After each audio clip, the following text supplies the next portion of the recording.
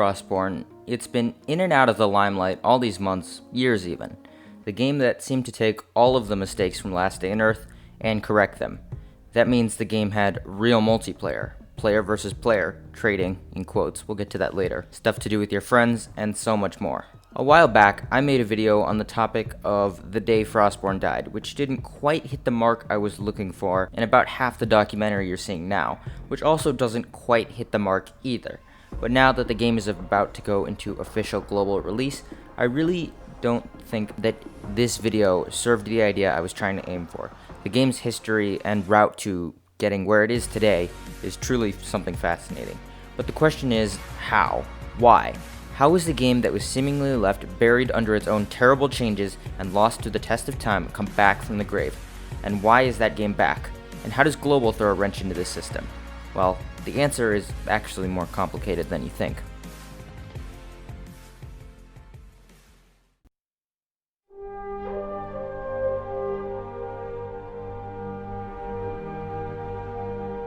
Let's start at the very beginning. May 24th, when the game was first soft launched in a couple of different countries. What I remember most about that day was chaos. After 6 months of closed beta testing, Kefir is finally ready to release Frostborn to open beta.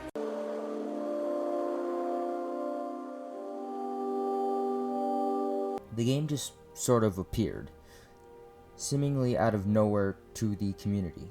No one knew what the game was, how it worked, only what a few very vocal YouTubers were preaching. There was a Discord with a bit of info from the developers about the project, but barely anyone knew about this Discord for the first few days. Mostly people were confused, curious, and anxious on what this new project was, how it was going to work, and how it functioned. Seemingly overnight, the game exploded in popularity. Although there were a couple of issues, such as server lag due to the influx of new players, the game seemed to push past it. With channels such as ZD or Resbach or JCF pulling thousands of views per upload, it was likely that this game would be able to reach the level of its predecessor, Last Day on Earth. On Google Trends, a website that shows exactly how much something is searched, we can see Frostborn hitting 100, which is the best it possibly could. Although a tiny speck on the graph compared to Last Day on Earth. Assuming it keeps up this upward trend, it would overtake Last Day on Earth in the coming months. So what went wrong? As I talked about in my previous video, the fall of Frostborn is strange at that. Strictly according to the data, game searches started to fall on the day of June 2nd, yet there were no posts made, no teases, nothing. The downward search trend carried into June. On June 11th, one of the larger content creators for Frostborn at that time, Resbach, uploaded his last Frostborn video for a while, a guide on clearing Odins. But according to the players, there were many more issues underneath the surface. Players were using duplication bugs and damage bugs to kill opposition in a matter of seconds. In a normal game like Last Day on Earth, this shouldn't matter. But in a game like Frostborn, these kinds of actions directly affect the enjoyment of other players. They cause harm to them. And on the very start of July 2nd, an update post was made detailing new changes for the update. Although this update was mainly okay, it had many of the changes that players were looking for. It just didn't have the ability to reach the level that previous updates had. The update seemingly caused searches to rise, although nothing like the level it had seen before. Around this time, the most infamous change in all of Frostborn, the door limit, was added. This put a limit on the number of doors one could place at their base, seemingly making it much easier to wipe out a player. Remember, in Frostborn you can return to someone's base, or you could delete items at bases. And on July 5th, Starsnipe uploaded what seemed to be his last Frostborn video. Going back to the numbers, Frostborn goes from 23 to 9. After a brief update and a number of cheaters were banned, it caused the number to jump back up to 15. Although very shortly after, the numbers dropped down around 3 to 6. But content creators aren't the only reason for a game's success. I mean, just look at games that aren't on YouTube. YouTube and content creators do play a big role in prolonging a game's lifespan, especially when going through a dry spell, such as Frostborn. But I don't think content creators can be attributed for the sole reason a game lives, or if they die. The real reason for Frostborn's decline would be because of the increasing popularity in bugs, particularly duplication and damage bugs. But lag issues and the overall chaos in the game didn't seem to help either. Most notably, the door limit caused a massive decrease in players, since defending your base became all the more difficult. A combination of bugs, slow and minuscule updates, and the lack of concurrent coverage seemed to bury the game forever. If you remember, Starsnipe and ZD got into a call to discuss the state of the game. My best to answer them, despite the fact I don't really do Frostborn and I haven't in a while. Yeah, that's alright. So I guess that leads into my first question. Do you think Frostborn is dead? I mean, I don't know. They haven't globally released it yet, so not necessarily, but I can't really say that I care for it that much. Yeah. And question 1 kind of leads into my second question. Do you think Frostborn could make kind of a global comeback? I don't really think so. I just I don't even know how to explain it, but it's just unless they release some really massive updates and actually make it where you can, I don't know, actually play solo viably. I just feel like the need to be co-op kind of is gonna dissuade a lot of people from playing, and even people who can play co-op, they gotta wait till everyone's online at the same time, so it's just kind of limiting. At the start of the new year, 2020, Frostborn seemed to take a different path under new leadership. The earliest notion about a possible Frostborn return was on January 20th. While at that time, a giant update was released, probably the biggest one in the game's history. While specifics of the update are intentionally being kept a mystery to ZD, since he's planning on making a cold return to the game once it officially globally launches, a giant hub was added, along with, from what I hear, a quest line. When looking at the data, it's interesting to note that Frostborn was getting 3 to 6 on searches before the update. But after the update, Frostborn is getting an average of 12. On January 23rd, Happy Carrick, a creator who was originally very unhappy with the way it was going, seemingly made a temporary return to Frostborn, showing off the hub and some new things. And with the more recent updates, Frostborn continues to take a step every time to prepare the game for a global launch. With the introduction of class systems, revamped rating system, and taking a number of steps to prevent people from ruining the game's economy, it seems that Frostborn may be on the brink of return. ZD once more sat down to talk with another content creator who's been there since the start, JCF, to ask a few questions about the current state of the game and direction it appears to be headed in. Would you say Frostborn is quote-unquote back in terms of player hype, levels, etc., or did it never disappear, quote-unquote, in the first place? That's a great question. So I would say as far as the player base, it definitely lost a lot of momentum. The 20 door limit just killed it. A lot of us had not lost hope. We're oh yeah, Frostborn's coming back.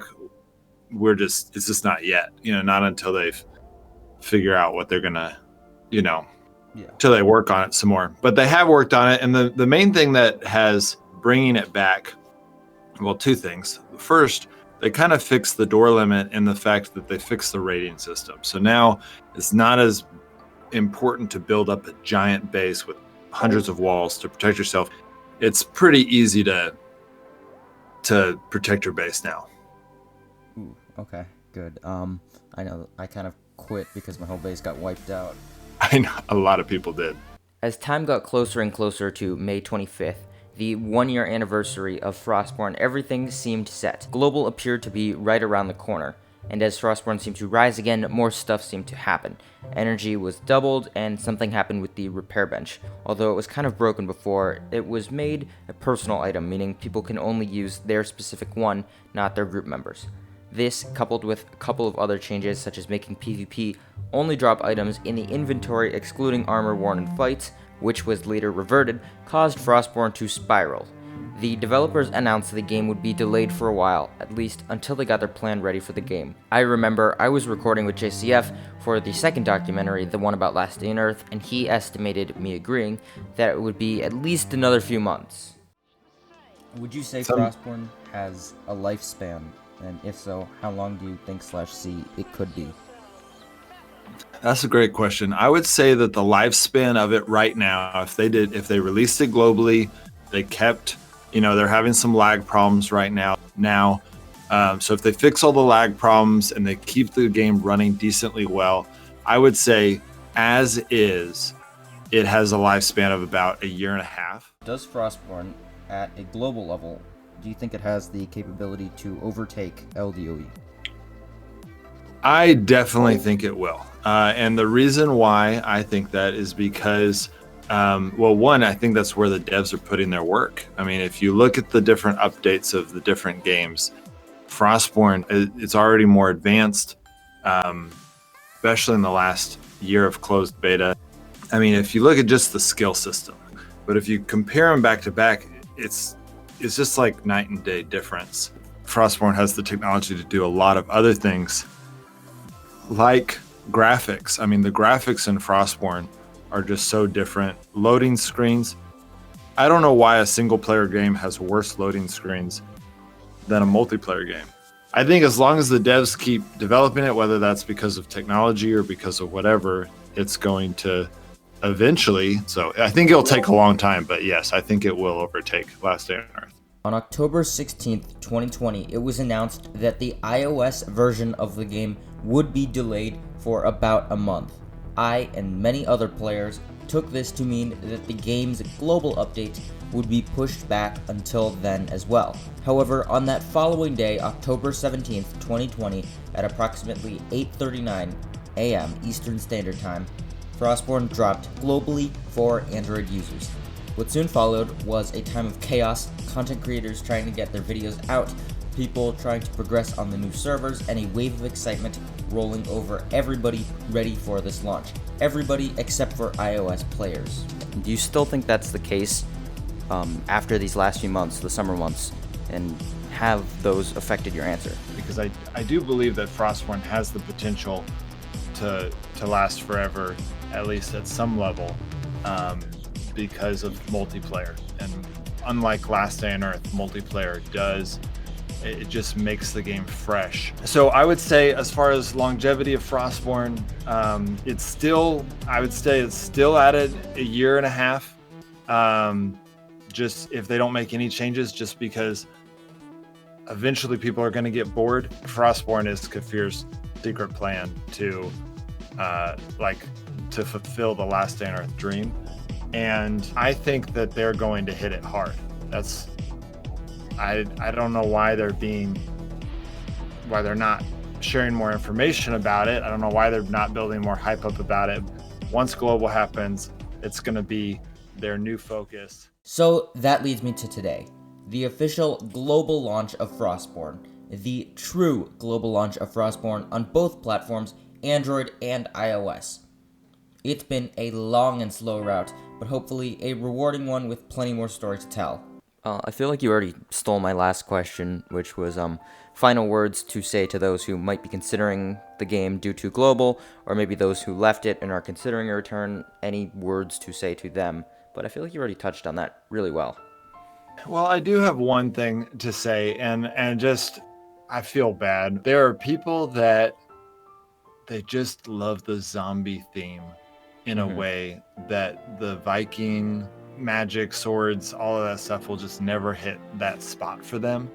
And, as a Last Day on Earth, fan, as someone who was promoting it for so long, I just want you guys to know that makes sense. I'm sorry that that's how it's ended up being, but I strongly encourage you not to let that keep you from it, because those that are big Last Day on Earth fans, I would say my argument is that 75% of the reason you love the game is because the intellectual property of Kefir is brilliant and fantastic, and 25% is because you love the theme. And what I've experienced is a lot of people that say they won't like Frostborn, that say they won't like those themes because of the theme. Once they actually play it, they realize, no, it really is the IP, Kefir's IP, that is so brilliant. And to see it done in the way that we wanted it to get done is just makes us happy. It makes us believe that this can actually happen. I turn to the comments and public for your opinions now. Did Frostborn ever truly, quote-unquote, die? And now, is Frostborn really back? Do you believe that global is this landmark? And now that it's globally launched, can and will it overtake Last Day on Earth? And that is indeed the history and mystery of Frostborn.